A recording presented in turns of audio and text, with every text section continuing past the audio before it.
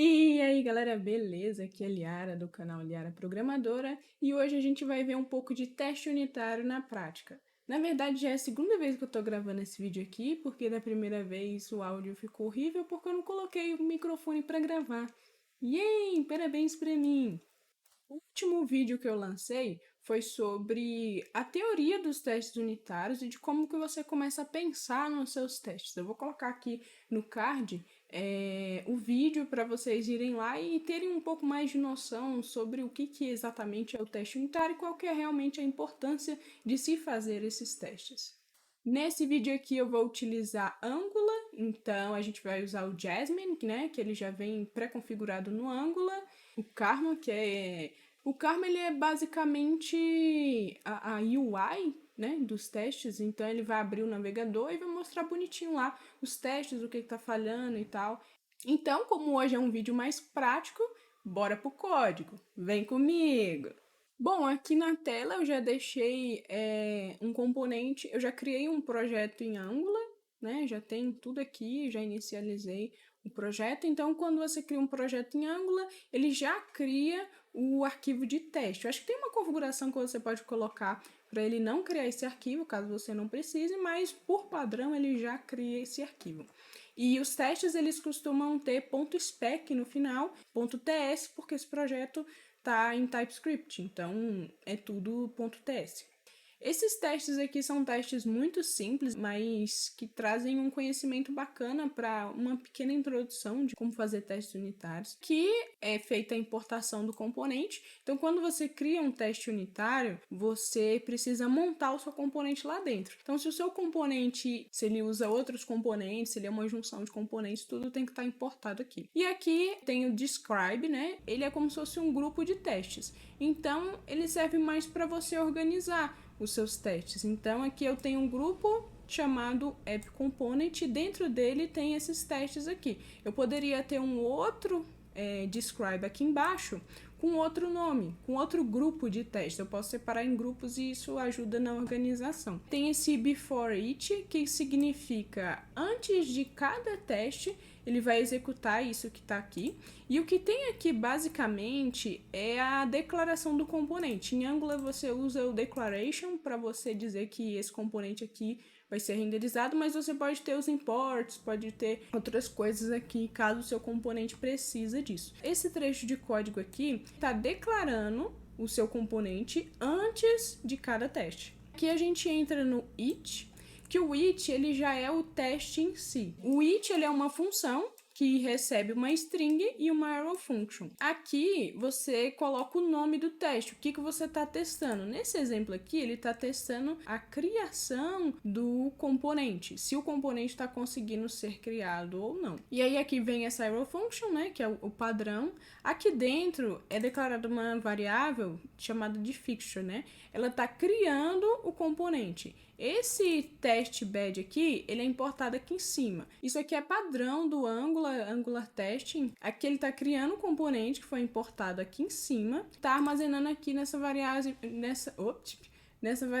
fixture. Quando você recebe isso aqui, você tem o componente instance, que basicamente ele vai instanciar o seu componente, ele realmente vai fazer o seu componente passar a existir dentro desses testes. E aqui na linha 14, a gente tem o expect. O expect, ele é basicamente o que esse teste espera que aconteça. Ele é uma função, né, que recebe, aqui no caso, a instância do componente. E aqui ele chama essa função subtruth. Essa função aqui, ela está testando se app existe ou não, se ele realmente foi criado. Ele vai retornar se o componente está conseguindo ser instanciado ou não. Aí aqui no segundo teste, a gente já tem um teste um pouco diferente. Ele está testando se tem esse nome aqui na variável title. E aqui ele faz exatamente a mesma coisa que está ali em cima.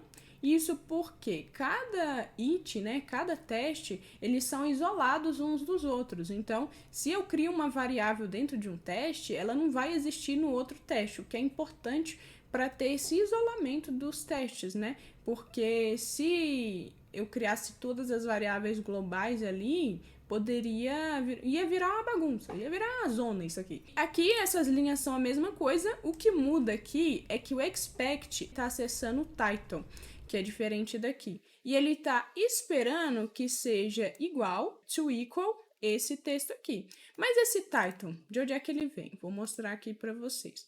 Aqui no componente tem uma variável, né?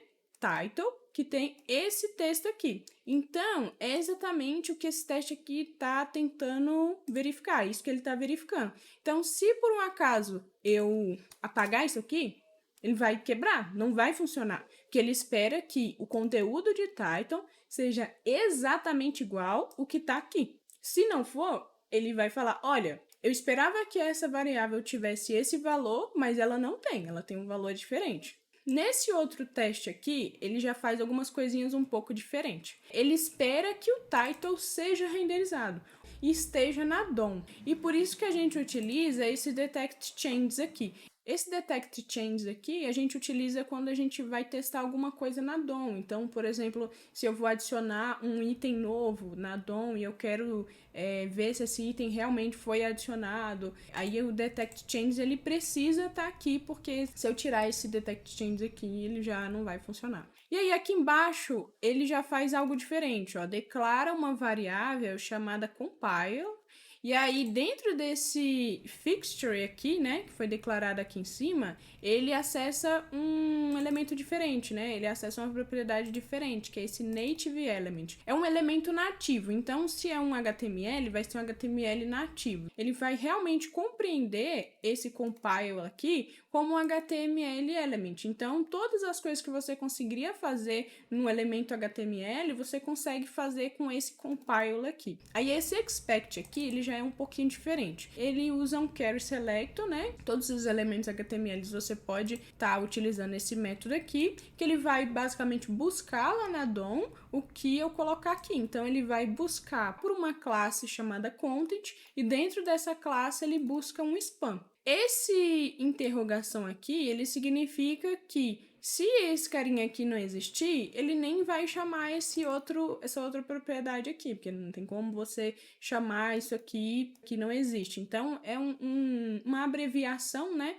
para evitar de colocar um if, colocar um ternário. E aí aqui ele chama o text content, texto em si. Então, isso aqui vai retornar o elemento HTML. Só que a gente não quer o elemento HTML tudo com a tag spam, a gente só quer o texto. Então, por isso que é necessário esse text content aqui. E aqui ele já chama uma função um pouco diferente, toContain. Qual que é a diferença desse toContain para toEqual? Ele significa que o teste vai estar ok, mesmo que tenha outras coisas. Se esse texto aqui estiver dentro desse spam, então já passou. O teste está ok. Mas se fosse o equal e tivesse algum texto diferente, já não funcionaria. Então, eu vou botar aqui para rodar o teste para vocês verem na prática o que eu estou falando. A ng teste para rodar os testes unitários em Angular. E aí, esse comando vai abrir no navegador os testes. E aí, aqui a gente consegue ver. Lembra que eu falei do App Component, né? Que é o nome do grupo? Então, tá tudo dentro de App Component. Tá tudo dentro desse describe aqui. Eu poderia duplicar isso aqui. Vou fazer o teste aqui. Vou duplicar App Component 2. Eu sou muito criativa para nomes, né? Peraí. Por que quebrou? Por que não tá funcionando? Tá, vou copiar aqui, rapaz. Vou colar aqui. Pronto. Era pra funcionar. Tá, lembrei. Aqui. Esse aqui que tá quebrando. E aqui tem que angular, ângulo, com R. Beleza, tá funcionando aqui. Só que aí se eu tiro isso aqui, ele parou de funcionar. Então tem que ser exatamente igual. O que não é o caso desse toContain aqui. Se eu adicionar esse devs, ele vai dar ruim. E aqui ele fala, ó, esperava encontrar esse texto aqui. Peraí. Por que ele falou? Tá. Eu errei. Foi mal, gente. Na verdade, não é aqui que eu tenho que mudar. Eu não posso mudar aqui. Porque se eu mudar aqui, ele vai buscar lá no meu HTML esse texto exato que está aqui, só que não vai estar aqui. Então, se eu quero mudar, eu tenho que vir aqui no componente gigante que o Angular criou aqui. Como é que é o nome da classe lá? Content. Então, eu vou buscar aqui no HTML essa classe content. Não é esse CSS aí, não. Tá, achei a div content e aí ele tá buscando um spam. Aqui, achei o spam. E aí o spam aqui, ele tá renderizando aquela propriedade title lá e adicionando esse texto aqui. Então, mesmo que eu adicione mais texto aqui, lá o meu teste vai continuar funcionando. Por quê? O toContain, ele espera que nesse spam aqui tenha esse texto. Se tem mais coisa, tanto faz, não interessa. E aí, esse expect aqui, ele tem... Vou colocar um true aqui só para mostrar para vocês. Quando você dá o expect e aí você dá o ponto, ele aparece vários métodos aqui que às vezes a gente não sabe muito bem como testar alguma coisa, só de dar uma olhada aqui, são bem intuitivos assim os nomes. Esse to be significa que o expect ele tem que ser alguma coisa, né? Então ele pode ser de uma classe específica, um objeto específico. Aí tem close to, be defined, então se você verificar se uma variável lá que tem uma condição específica, se ela realmente foi, se tem algum conteúdo nela, ou se ela está vazia, para ser falso, então se você espera que algo dê errado também, porque os testes unitários você tem que fazer eles tanto para quando as coisas dão certo, para quando as coisas dão errado. Porque às vezes a regra de negócio para quando vai falhar pode mudar. E aí seu teste lá tá falando que tá passando, só que não tá dando algum problema, sabe? E eu acho que é isso, né? Isso aqui que eu passei para vocês é o básico de testes unitários.